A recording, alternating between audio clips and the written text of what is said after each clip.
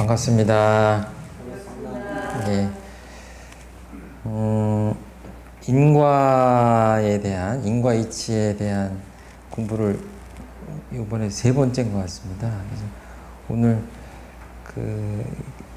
오늘도 그냥 쉬운 이야기를 드리는데, 특히 이제 우리가 마음을 어떻게 쓸 것인가 하는 것에 초점을 맞춰서 몇 말씀 드리겠습니다.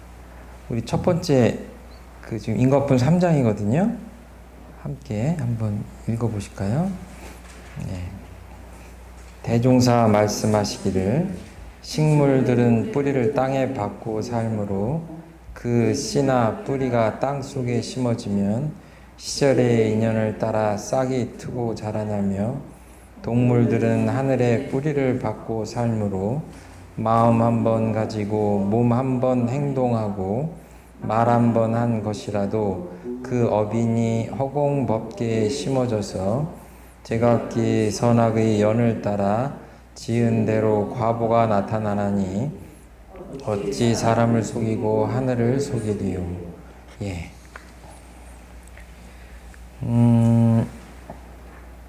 다 아시는 바와 같이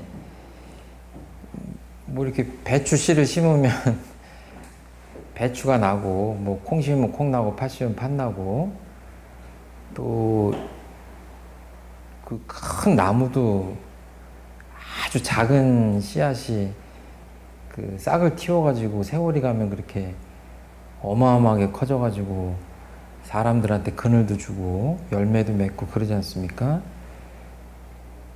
이런 비유들이 부처님도 그러고 소태산 대종사님도 그러고 예수님도 그러고 그 나무나 식물에 대한 그 비유가 아주 공통적으로 있는 것 같습니다. 저번 시간에도 했지만. 그런데 오늘은 그 씨앗 중에 이 마음 씨앗에 대한 말씀입니다.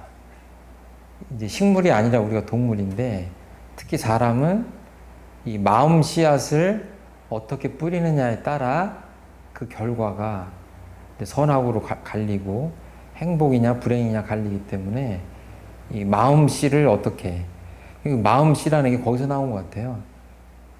뭐 얼굴만 이쁘다고 여자냐, 뭐 마음 씨가 고와야지, 뭐 이런 마음 씨앗이 정말 중요하다. 오늘 이제 그것에 착안을 하시고 유념해서 들어주시면 좋을 것 같아요. 그러니까 이게 그냥 허공법계 어빈이 심어진다, 그러니까 마음 씨앗이 허공에 뿌려진다, 이런 표현인데, 어떻게 보면 그 진리를 이제 보이지 않는 허공법계라고 표현을 했는데, 어떻게 보면 우리 DNA일 수도 있고 아주 깊은 심층의 마음 세계일 수도 있고, 또는 우리를 둘러싼 모든 세상이 다 허공법계가 될 수가 있다. 어딘지 모르게 다 심어지고 있다. 하나도, 그러니까 이 세상에 하나도 헛된 것은 없다. 말 한 번 하고 행동하고 눈 한 번 깜빡이고 이렇게 마음 한 번 속에서 먹었다가 지웠다가 하는 이 모든 것들이 다 이 뭐랄까요, 진리라는 큰 컴퓨터 하나 녹음기에 다 기록되고 있다, 이렇게 보시면 맞을 것 같아요.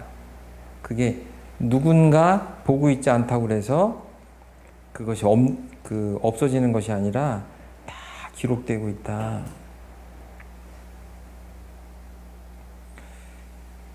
누가 봐도 이렇게 그냥 문제투성이고 말썽만 부리고 그런 학생이 있어서 선생님들마다 다 고개를 절레절레 하고 그냥 버린 자식 취급하고 이 아이가 우리 반에 없었으면 하고 이런 학생이 있는데, 어떤 선생님이 그 아이가 이렇게 노트에다가 낙서를 하는 거 보고, 그림 그리는 걸 보고 선생님이 이제 그럽니다. 너는 정말 그림에 소질이 있다. 어떻게 이렇게 멋있는 그림을 그리냐.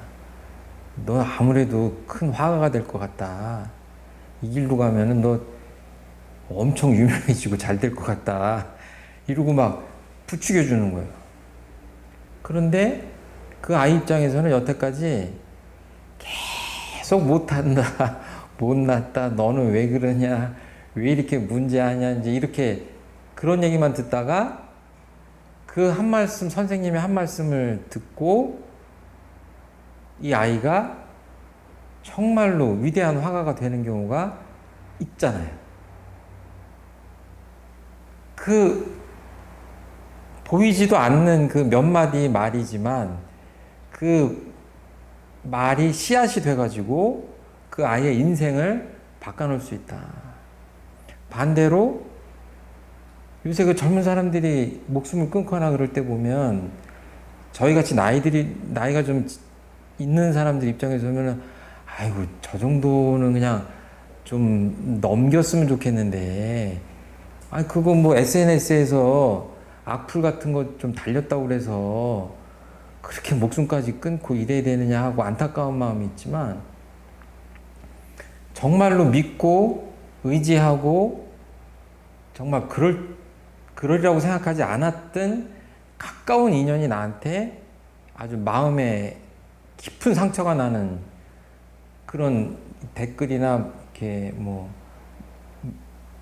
글을 하나 남기거나 이러면은 저희들이 보기에는 별것이 아닌 것 같은데 그냥 후를 털어버리면 될 것 같은데 그게 안 되고 그것 때문에 아이들이 잘못되잖아요. 이런 것들을 보면 사실은 뭐 주먹으로 때리기를 했어요. 뭐 몽둥이로 패기를 했어요. 그냥 말 한마디 한 것인데 그러니까 이런 것들이 다 아주 허공과 같은 일이죠, 사실은. 보이지 않는 그 마음 하나가 들어서서 하는 일인데 이런 것들이 다 마음 씨앗이 그 마음밭에 떨어져 가지고 싹을 틔우는데 어떤 경우에는 그냥 가시나무를 싹을 틔우는 경우도 있고 어떤 경우에는 좋은 열매를 이제 틔우는 경우도 있고 이런 거죠.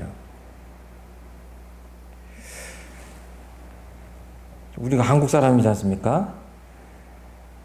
한국 사람들은 일본 사람들을 생각할 때 어때요? 다른 나라 사람들하고는 좀 다른 것 같아요. 호칭서부터 그 심상치 않고 마음속에 응어리가 있고 한이 있고 어떤 억울함이 있고 그런 것 같아요. 그러니까 스포츠를 해도 한일전은 그 보는 마음이 이렇게 그냥 즐기는 마음이 아니라 반드시 이겨야 되고, 이거 막 선수들도 긴장을 해가지고 더 못할 때도 있는 것 같아요. 제 기량을 발휘 못하고. 왜 그래요?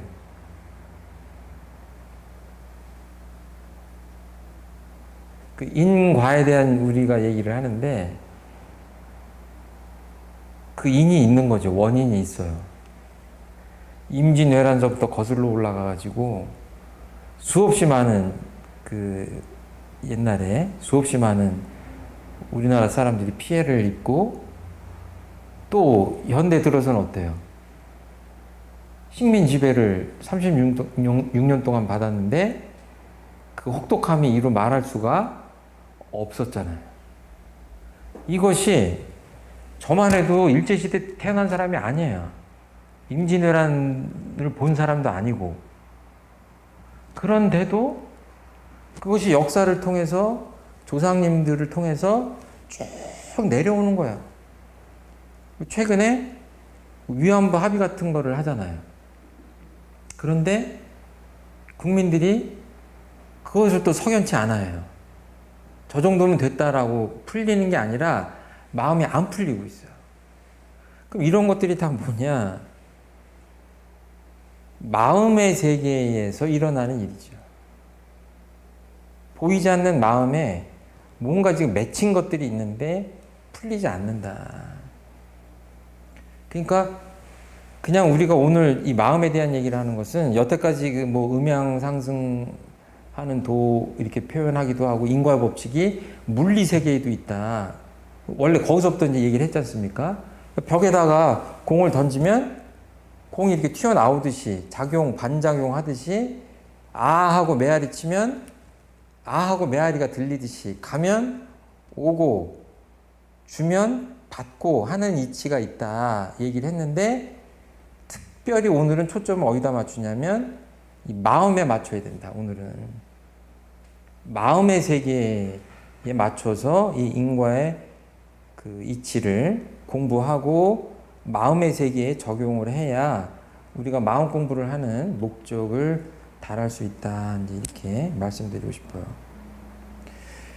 내가 없는 자리에서 그 어떤 사람이 나를 흉을 봤어요. 제가 있는데 내가 없는 자리에서 이 사람이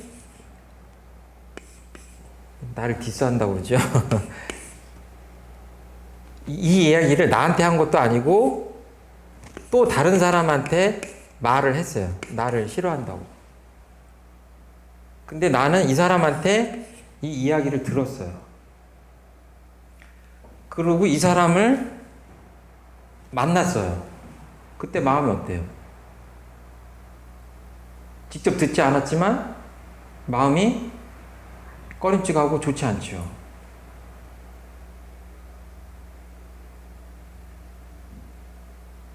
이게 묘한 거예요. 그런데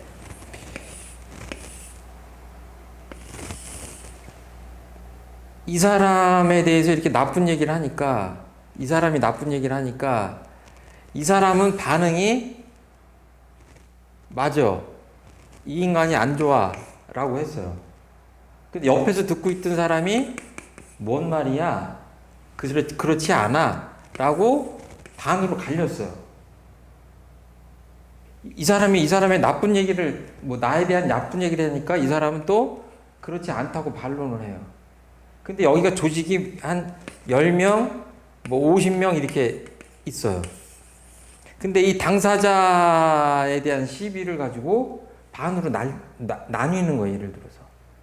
뒤에서 전부 다 수근수근 하는데 어떤 사람은 그 말이 맞다, 그 말이 틀리다. 이렇게 하고 수근수근 하는 거예요. 근데 정작 그 당사자한테 뭐라고 얘기하는 사람은 없다고 쳐봐요. 어렴풋이 알아. 그런데도 뭐예요? 우리 마음이. 그 묘하게 그걸 알죠. 그리고 저 집단에서 그렇게 지금 그런 시비가 자꾸 논해지고 그러면은 그 묘하게 분위기가 가라앉고 갈라지고 상극의 기운이 생기고 해가지고 뭐예요? 조직의 활력이나 사기가 확 떨어집니다. 그러니까 무심하게 우리가 어느 조직에 가보면요. 그냥 그 느낌이 있잖아요.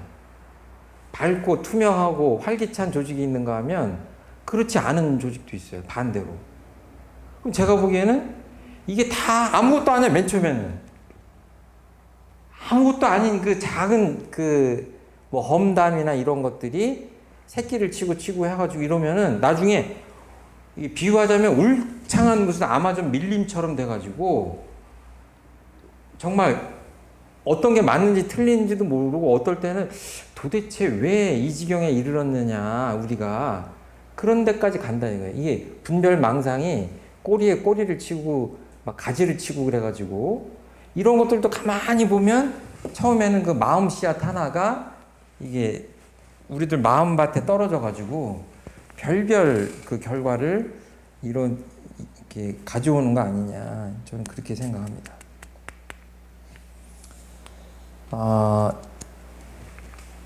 오늘 드리는 말씀이 인과와 마음 공부예요. 자, 인과의 이치를 우리가 공부하는 게 다 마음 공부의 일환이기 때문에 지금 하고 있는데, 첫 번째, 인과를 보자. 마음을 보자.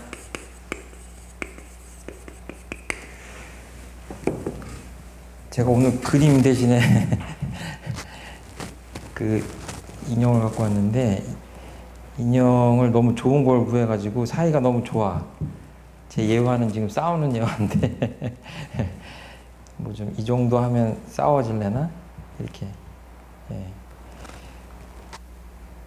두 아이가 싸워요. 두 아이가 싸우는데, 너희들 왜 싸우니? 그러면은 아이들이 뭐라고 하냐면, 제가 때려서 싸운다고. 그 말이 맞아요. 그쵸? 때리고 맞고 하기 때문에, 처음에 누가 시작했는지 잘 모르지만 서로 상대방이 때려서 내가 때리고 있다라고 얘기를 해요, 아이들이. 저도 어렸을 때 그런 경우가 많은데, 이게 계속되면 맨 처음에는 툭툭 때리다가 점점 아프게 때려요. 그러다 나중에 뭐예요? 정말 싸우죠. 코피 터지게. 그러니까 아이들이 이렇게 싸우는 거랑 어른들이 살아가는 거랑 비슷해요. 원리는 애석하게도 같아요. 우리 인지상정이라고 그러잖아요. 보통 사람들이 가질 수 있는 그런 그냥 통상적인 마음이에요. 그러니까 누가 나를 해코지 한다 그러면 어때요? 욱하잖아요. 나도 때리고 싶잖아요. 그게 인지상정이에요. 그러니까 제가 때리면 나도 때리고 싶은 마음이 나는 것이 인지상정이에요. 근데 오늘 이렇게 마음 공부를 하고 그동안 지금 이렇게 마음 공부를 하는 이유는, 인지상정은 인정은 하되 인지상정은 좀 벗어나는 그런 단계까지는 가려고 지금 이렇게 공부를 하는 거 아니냐. 그러면은 이게 물리적으로 하나가 가면 하나가 오고, 둘이 가면 둘이 오고, 지금 이런 식으로만 한다면 누가 나한테 때리면 나도 때리는 게 타당하죠. 그러니까 이에는 이, 눈에는 눈이라고 하는 것이 일편 맞아요. 그것이 뜻하는 바는 아마 인과의 이치를 강조하려고 하다 보니까 그런 이제 법문이 나온 것 같은데, 실질적으로 계속 누가 나한테 해를 줬을 때 그걸 똑같이 갚아버리고 복수하면 그 복수는 끝이 없습니다. 끝이 없어요. 그러면은 이러려고 지금 저희가 인과의 이치를 공부하냐? 그건 아니잖아요. 그건 다 아니까. 세상 사람들이 다 알아요. 누가 나한테 잘해주면 나도 잘해주고 싶고, 못해주면 나도 못해주고 싶고, 그 인지상정이에요. 그건 사실은 범부중생의 아주 인지상정이에요. 그거를 좀 뛰어넘어 보자라고 하는 거죠. 내가 참아라 그러지만 아이들은 그래요. 왜 참아요?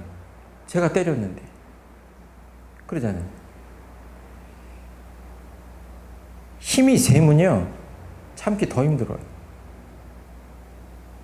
그냥 약해버리면, 전략적으로 내가 참아야지 좀 피해를 덜 입겠구나 그러지만, 힘이 세버리면, 능력이 있으면 참기가 더 힘들죠. 이런 본문이 있습니다. 한 제자가 어떤 사람에게 봉변을 당하고 분을 이기지 못하거늘 대종사 말씀하시기를, 내가 갚을 차례에 참아버려라. 그러하면 그 업이 쉬워지려니와, 내가 지금 갚고 보면 저 사람이 다시 갚을 것이요, 이와 같이 서로 갚기를 쉬지 아니하면 그 상극의 업이 끊일 날이 없으리라.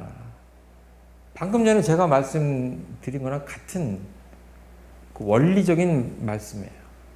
상극의 업이 쉬지를 않는다. 인과를 생각해 보면 이 싸움을 마감을 해야 되는데 분을 참을 수가 있겠는가?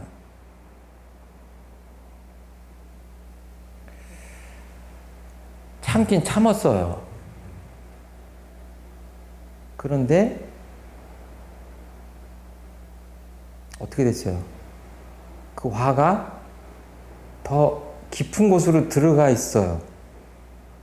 없어진 게 아니잖아요. 그냥 눌러놓은 거 아니에요. 수심결에서는 이거 여석 압초라고 그러는데 풀을 돌로 누른 것과 같다. 이런 표현을 써요.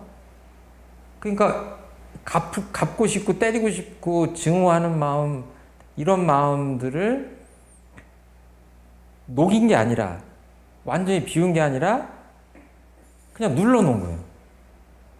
근데 한 번 누르고 두 번 누르고 그러다가 어떻게 돼요?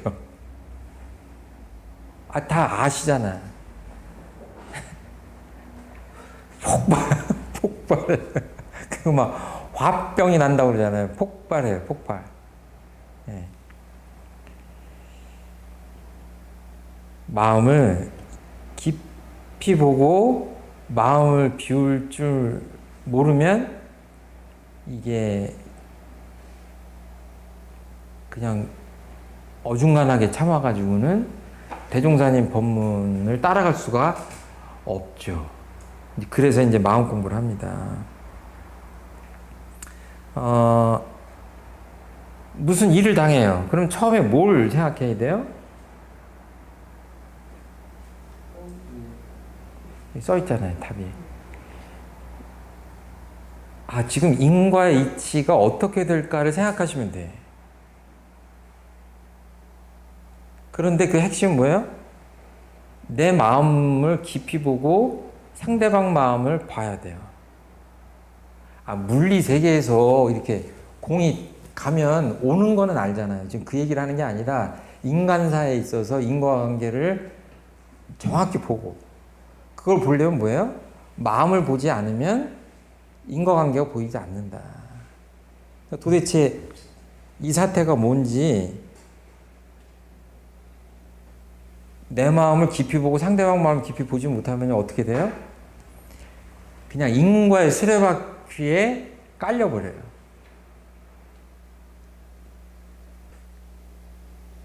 이게 이 마음을 보고 그 다음에 새로운 변화를 가져오는 그런 쪽으로 옮겨가는 순간이 마음 공부를 제대로 하는 순간이고, 우리 정신개벽이라고 하는 게 다른 게 아니라 그런 순간이다. 저는 그렇게 생각을 합니다.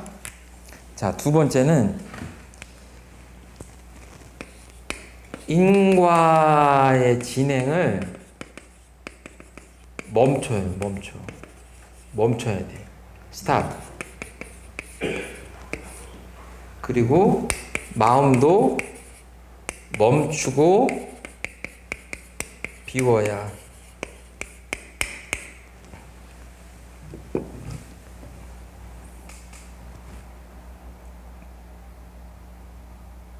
여기 이제 이 인형이 소년인데 그 부부라고 생각하시고, 이게 PT가 있나 모르겠네. PT가 없죠. PT라고 표현을 안 했네. 한 교도가 부부간에 불화하여, 이거 잘 들어보세요. 그냥 짧은 본문이니까. 내 생에는 또다시 인연 있는 사이가 되지 아니하리라 하며 늘 그 남편을 미워하거늘. 대종사 말씀하시기를. 그러니까 어떤 그 여자분이 남편을 미워해. 그러니까 이 생에는 할 수 없어. 그렇지만 이제 내 생에는 너를 다시는 나 만나라 봐라. 이러고 이제 불평을 하신 거야. 불평을 한 거예요. 그랬더니 대종사님께서 뭐라고 하셨냐면, 그 남편과 다시 인연을 맺지 아니하려면 미워하는 마음도 사랑하는 마음도 다 두지 말고 오직 무심으로 대하라.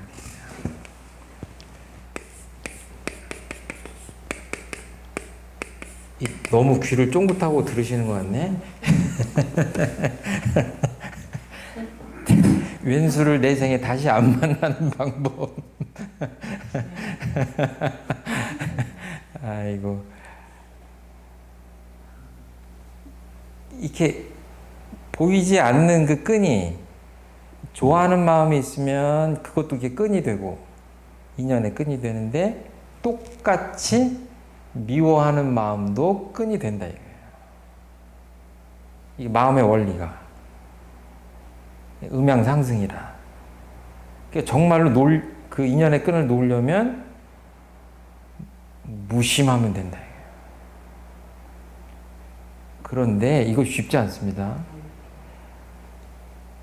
보통 사람들은 이뻐 죽어, 좋아, 엄청 좋아, 싫어, 엄청 싫어, 아주 그냥 되게 싫어, 좋다, 이쁘다, 싫다, 이거지. 덤덤하게 중간에 무심한 마음으로 이게 쉽지 않아요. 근데 그걸 또 의도적으로 무심한 상태로 들어간다? 엄청나게 정신수양 공부를 잘하지 않으면 어려운 거죠. 그런데 인과의 수레바퀴라는 건 그런 거예요. 앞으로 올라가든지 뒤로 올라가는데 지금 말씀 뭐예요? 가만히 있으라는 얘기예요. 바퀴를 굴리지 말고 가만히 있어라. 가만히 있는 거예요. 내 마음을, 그러니까 인과가 이렇게 굴러올 때 일단 그것을 보고, 아, 이게 지금 선과로 갈 것이냐, 악인 악과로 갈 것이냐 보고, 그 다음에 멈춰야 됩니다. 일단 반응하기 전에 멈춰야 돼요. 예를 들어서 나한테 누가 험담을 했다? 아, 험담을 하는구나. 내가 지금 속이 상해서 맞받아 치려고 하는구나 까지 봤어요. 그 다음에 어때요? 잠깐 그 마음을 멈추고 가라앉히고 비워야 그게 그 시간에 이제 진리가 작동하는 순간이고, 청정법신불이 작동하는 순간이고, 뭐 공적영지, 아주 투명한 우리들의 그 아르마리가 발동하는 순간입니다. 그거를 본능적으로 만약에 받아치잖아요? 그건 동물도 해요, 동물도. 그리고 아까 말한 대로 인지상정, 보통 사람이 하는 인지상정으로 그러잖아요. 애가 맞고 들어오면 엄마가 바보 같은 새끼 때리면 너도 2대 때려야지 맞고 들어와? 이제 그러잖아요. 답답해서 하는 얘기지만 우리 어른들도 마찬가지잖아요. 누가 한 대 때리면 2대 때리는데 2대 때리는 순간 뭐예요? 이제 인과의 수레바퀴가 돌아갑니다. 이제 그때부터 상극의 인과가 막 걷잡을 수 없이 돌아가는 거예요. 그때 뭐예요? 가만히 계셔야 돼.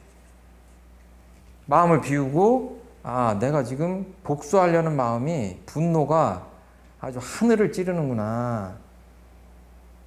그리고 그 마음이 사그라들 때까지 참으셔야 돼. 참는 것이 아니라 가라앉히고 비우고 녹이셔야 돼. 원래 없었던 자리로. 그게 법신불 자리잖아요. 이론상이 텅 비어 있잖아요. 그때 어떻게 해요? 그때 어떻게 내가 취사를 할 것인가, 그때 다시 생각해야 돼. 깊이 생각해서, 그러니까 온전한 마음. 유교에서는 이거 굉장히 그 중용해서 쉽게 표현하신 대목이 있어요. 히로에락,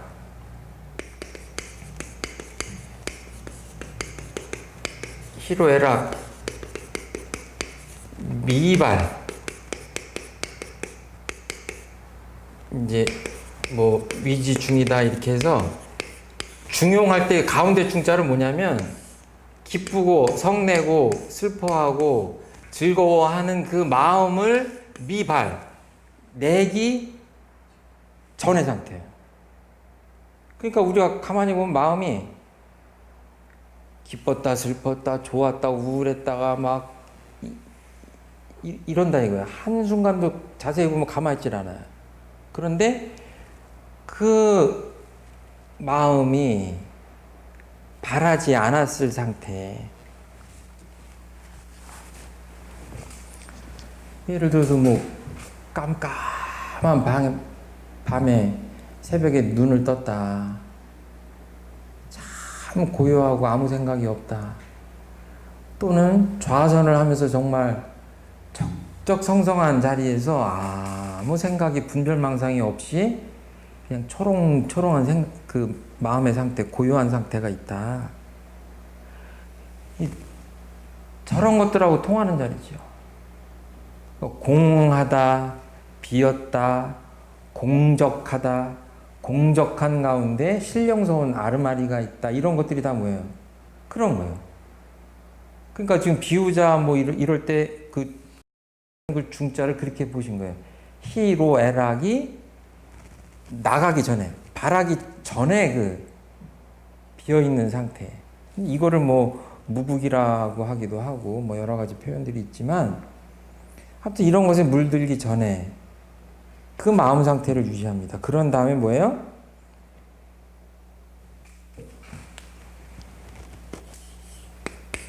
여기 중요합니다. 새로운 인과 새로운 한 마음을 바라는 거예요. 이거 하려고 지금 새로운 마음 씨앗, 이 심전에 마음 씨앗을, 마음 종자를 새롭게 뿌리는 겁니다.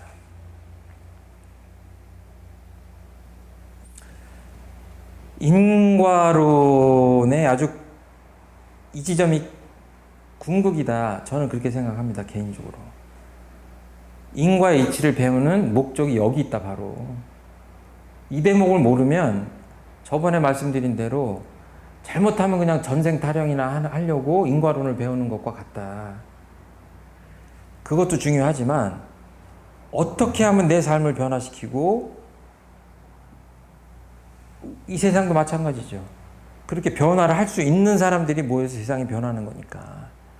파란고의 일체 중생이 어떻게 하면 광대무량한 낙원으로 갈 것이냐는 여기 달렸다. 예수님 말씀도 한번 해볼게요. 예수님께서 이런 말씀하셔요. 다 아시는 내용입니다. 마태복음 말씀인데, 그러나 나는 너희에게 말한다. 악한 사람에게 맞서지 말아라. 누가 내 오른쪽 뺨을 치거든 왼쪽 뺨마저 돌려대어라.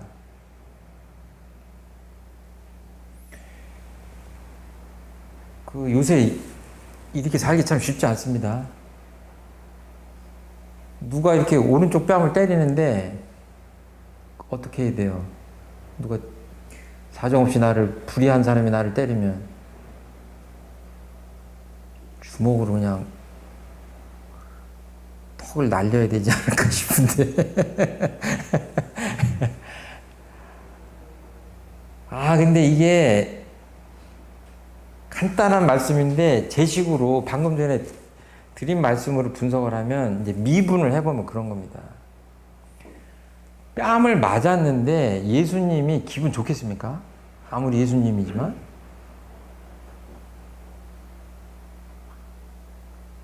아무리 부처님 예수님이라도 기분 나쁘고, 사람이라 인지상정 있잖아요. 인지상정이라 어떤 안 좋은 마음이 일어날 수밖에 없을 거예요. 그런데 예수님은 그 마음을 이 본문에는 안 나왔지만 녹이신 거예요. 이 사태가 지금 뭐지? 내가 어떻게 해야 되지? 하시면서 마음을 텅 비우고, 순간적이지만 빨리 보시는 거죠. 범부 중생들은 오래 걸려요. 이 분노를 사겨가지고 이 사태를 파악하는데 엄청 오래 걸려요. 근데 순간적으로 마음을 비우시고 어떤 마음을 내셨어요? 복수를 해야 되는데 그게 아니라 왼쪽 뺨을 내어주신 거 아니에요. 이게 보통의 관점으로 보면 이게 뭐랄까 정상이 아니죠. 정상이 아니죠. 그런데 우리가 예수님이나 부처님이나 성현님들을 위대하다고 하는 건 뭐예요? 이 지점 때문에 위대하다고 합니다. 그냥 오른뺨 하면 너도 상대방 오른뺨을 두 대는 때려라 이런 뭐예요? 그게 무슨 위대한 가르침이겠습니까? 그건 누구나 하는 일인데. 그렇게 해가지고는 우리 삶이 고통 속에 들어갈 수밖에 없기 때문에 여기서 한 마음 바꿔서 새로운 대응을 하자. 이게 마음 공부의 실력이 제대로 발휘되는 순간이고, 이게 마음 씨앗을, 다른 마음 씨앗을 골라서 심으신 게 아닌가 이렇게 생각을 합니다.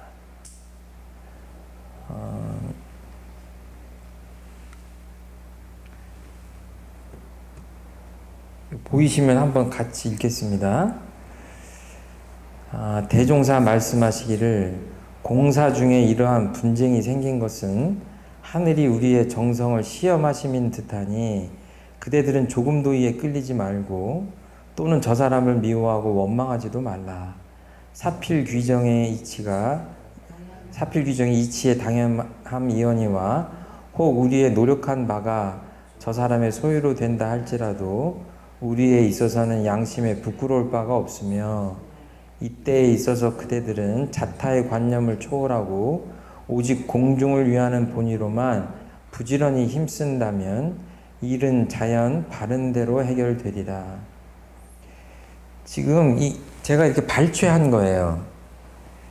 서품 9장 말씀인데 대종사님께서 우리 회상을 펴실 때 정말 재산이 너무 없으셔가지고 그 집을 팔아서 자본을 마련해서 또 절약절식을 제자들하고 하면서 그렇게 이제 원불교 회상을 만드시던 때입니다. 그 앞에 정말 오래도록 그 묵어 있었던 바닷물이 들어오는 그 해안가 땅을 정관평이죠. 영산성지 앞에 그거를 제자들이랑 한번 그 언을 막아보자. 그러니까 간척 사업을 해보자라고 하셔서 하시는 거예요. 근데 그것이 너무 어림없어 보였어요. 주변 사람들한테. 그러니까 많은 사람들이 내가 저 사람이 하는 일을, 그때 이제 푸릇푸릇한 청년이었죠. 소태산 대종사가. 저 사람이 그렇게 몇 사람이랑 저렇게 지게져다가 흙져다가 메꾸고 앉았는데 저 일이 되면 우리가 장을 지진다 한 사람이 많았나 봐요. 그 옆에서 이제 비웃고 그걸 하시는 거예요. 근데 이게 일이 잘 돼가지고 거의 완성이 된 거예요. 그랬더니 이제 호사다마라고 좋은 일에는 꼭 안 좋은 일이 따라온다고 그러잖아요. 그 토지 관련돼가지고 그 주변에 부호 한 사람이 그 토지 소유권 문제를 가지고 이제 분쟁을 일으킨 거예요. 그거 뺏기게 생긴 거야. 그러니까 제자들이 너무 어렵게 엄동설안에 정말 그렇게 오랫동안 해서 했는데 이걸 뺏기게 되니까 뭐 분기가 탱천하겠죠. 뭐 여기는 그런 것들이 안 나왔지만 온갖 험악한 표현들이 오고 가지 않았을까 이렇게 추측을 해보는데 그때에 이제 이런 골자에 말씀을 하신 거예요. 그러니까 제가 맨 처음에 이제 인과의 이치를 잘 보고 그 다음에 인과를 좀 멈추게 하고 마음을 멈춰서 그리고 새로운 인과의 그 어떤 변화를 도모해야 된다. 새로운 마음을 발해야 된다. 이제 이렇게 세 가지로 이렇게 나눴지 않습니까? 여기 그대로 있어요. 여러 가지 안 좋은 얘기를 하는데 대종사님께서 뭐라고 하시냐면 우리의 정성을 하늘이 우리의 정성을 시험하시는 것 같다. 그러니까 이렇게 경계를 당했어요. 그랬을 때 어떻게 하시면 돼요? 정신 차리고 마음 공부할 때가 왔구나 이렇게 생각하셔야 돼요.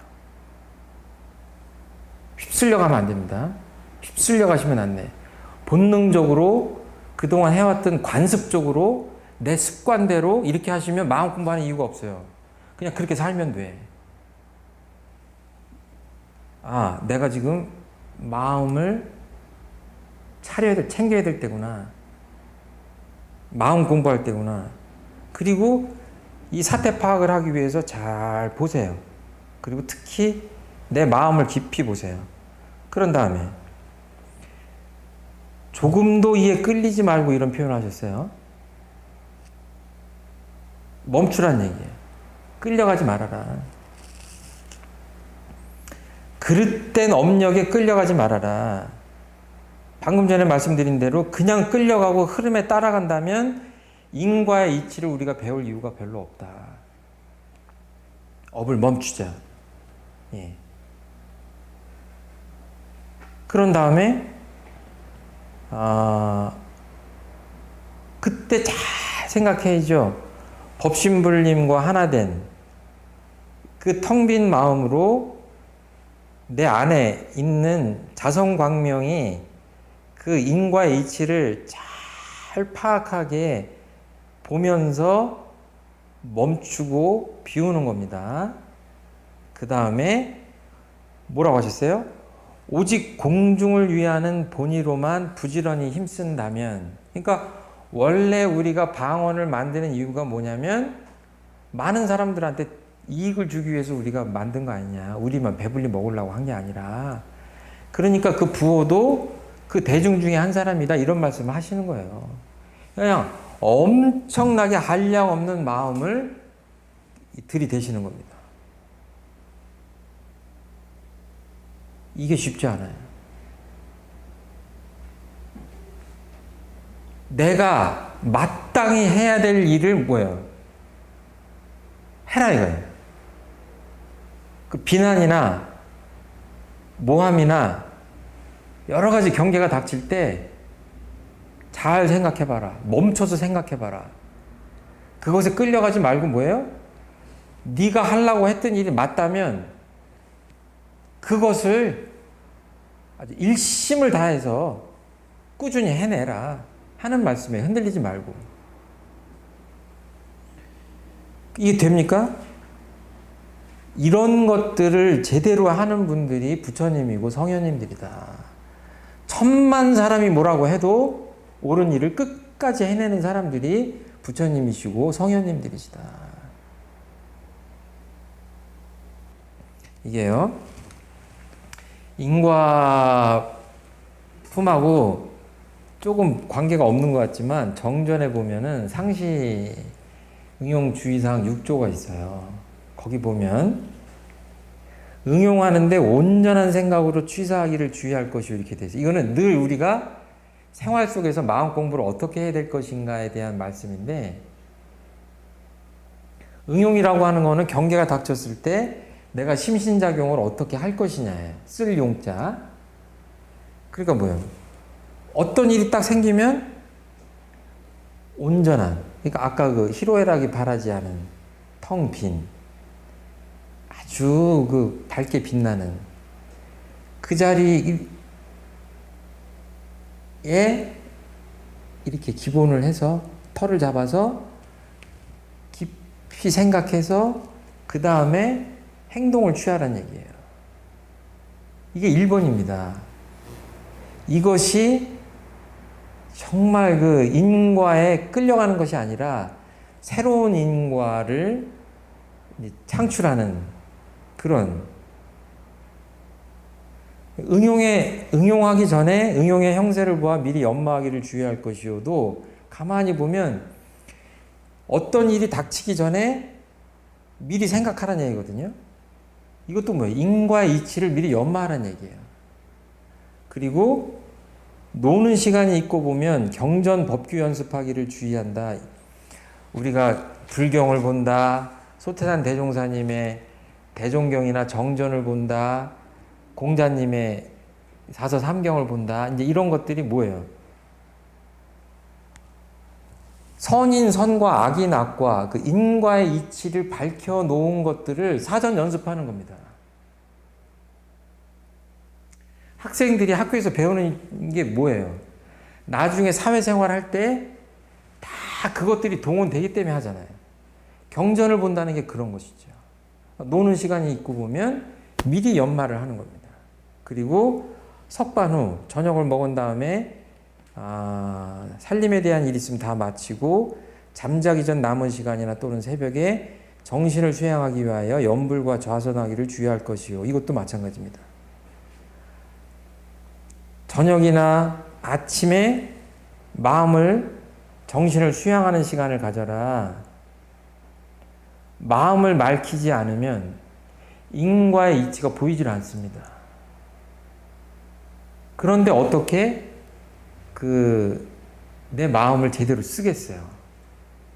그러니까 내 마음이 맑은 거울과 같아야 인과의 이치가 보이기 때문에 정신 수양을 게을리하지 말아라. 제가 지금 이렇게 파달 하나를 이렇게 심으면, 콩을 하나 심으면 꼭 콩나물이 나오잖아요. 싹이 트잖아요. 이건 물리적인 것이기 때문에 의심을 안 해요. 그런데 내가 누가 이렇게 얘기하는데 저 사람이 왜 저 얘기를 하는지 몰라. 근데 가만히 보니까 내가 이미 대답하고 있어. 이런 식으로 이게 심신작용이 되면 이 정도의 마음 공부의 수준이 뭐예요? 이거는 내 인생이 어디로 갈지 모르는 거예요.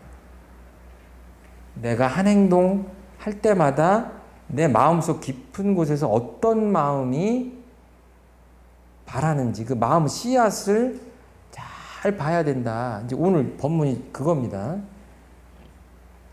그리고 모든 일을 처리한 뒤에 그 처리권을 생각하여 보되 하자는 조목과 말자는 조목에 실행이 되었는가 못 되었는가 대조하기를 주의할 것이니. 그러니까 어떤 일을 마치고 잠자기 전에 뭐예요?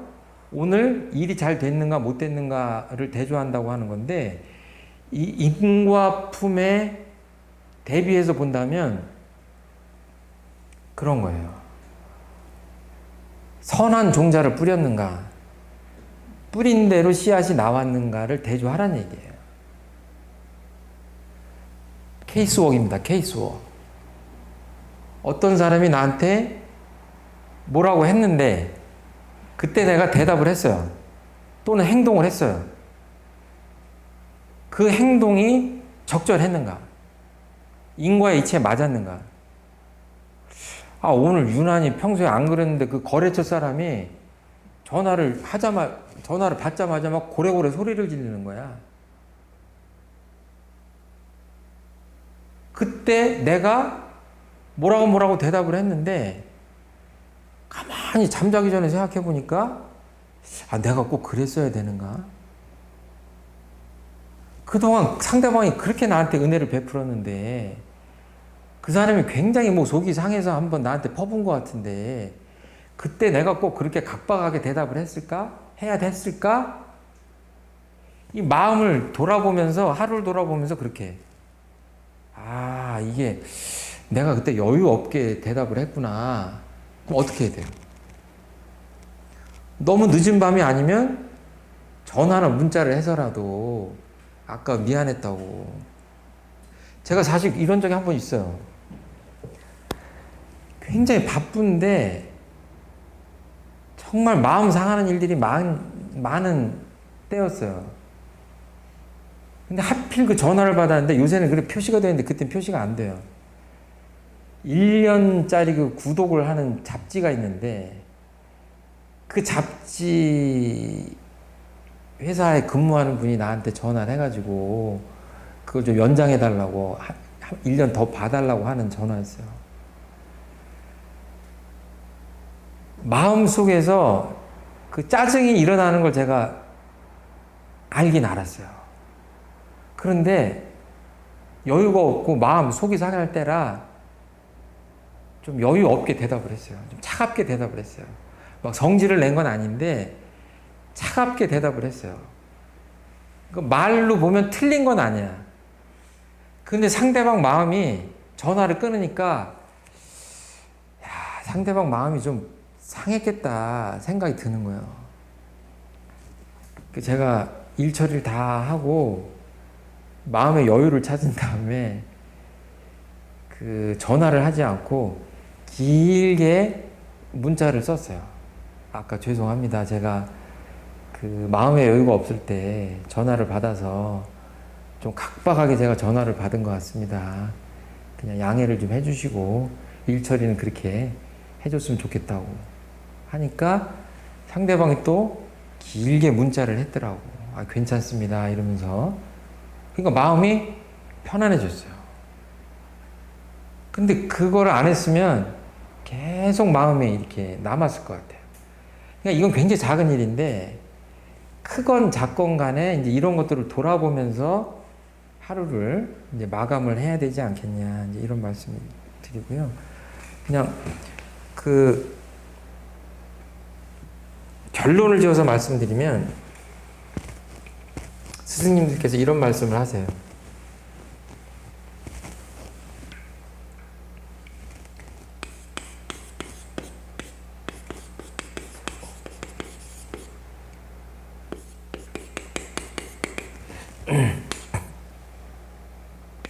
달감자로 어떻게 쓰나요?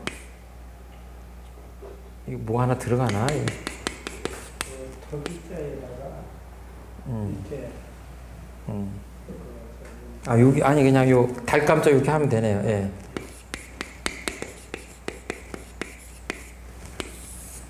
그 달게 받고 갚지 말아라.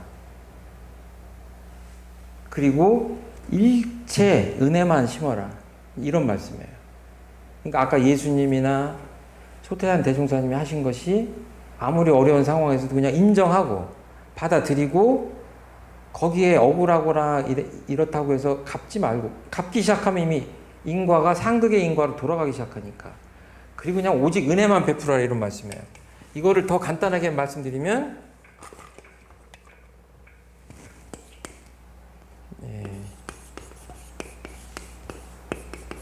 원망 생활을 감사 생활로 돌리자 그랬잖아요.